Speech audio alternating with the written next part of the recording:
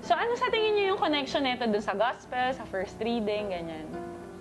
Yung second reading. Para sa'yo, Claret, ano yung...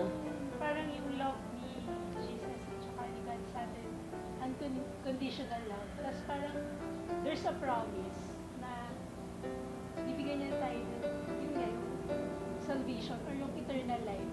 Parang ibibigay niya yun sa lahat. Tapos parang we are asked to obey Him. Parang, How about you, Pam? Ano sa tingin mo yung central message? Yung hibla nung lahat nung ano? Parang yung kay Clarence, yung unconditional love ni God. Yun nga, yung parang, kasi sa lahat ng yung dalawang readings and yung gospel, parang for me, yung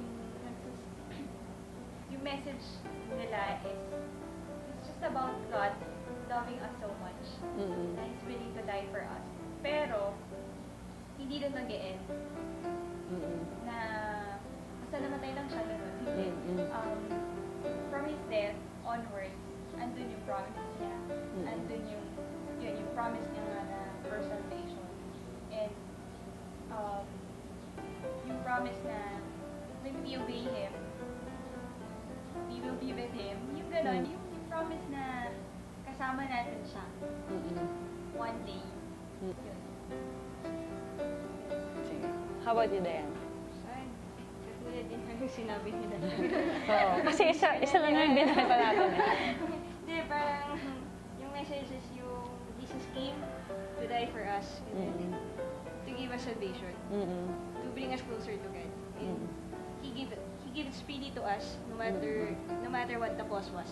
Parang life niya, yung kahit na God din naman siya, nalimutan niya yun kasi He did that all out of His obedience. Pero sinasabi niya na I came here to save you from all your sins. And parang through His death, there is eternal salvation. Pero kakabit din doon is a calling for us to be also faithful to our covenant din. To be obedient din. Parang just like Him, He was also obedient.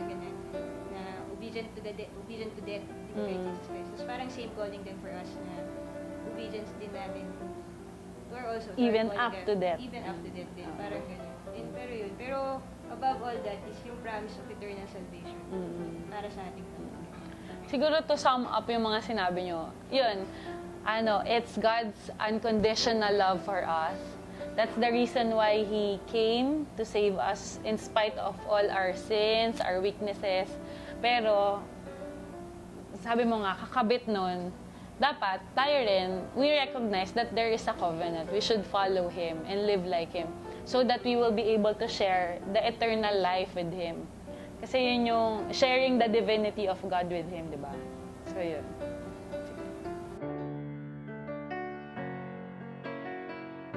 Sige. In the name of the Father, the Son, the Holy Spirit. Amen.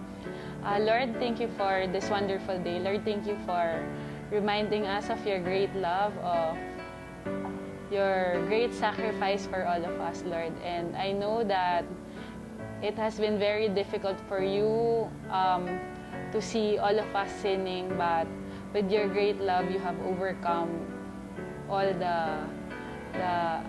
overcome death and save us eternally, Lord. We continue to guide us as we follow you and to live like you, Lord. All this for your greater glory. Glory be to the Father, and to the Son, and to the Holy Spirit, as it was in the beginning, now, and ever shall be, world without end. Amen. Father, Son, and Holy Spirit. Thank you.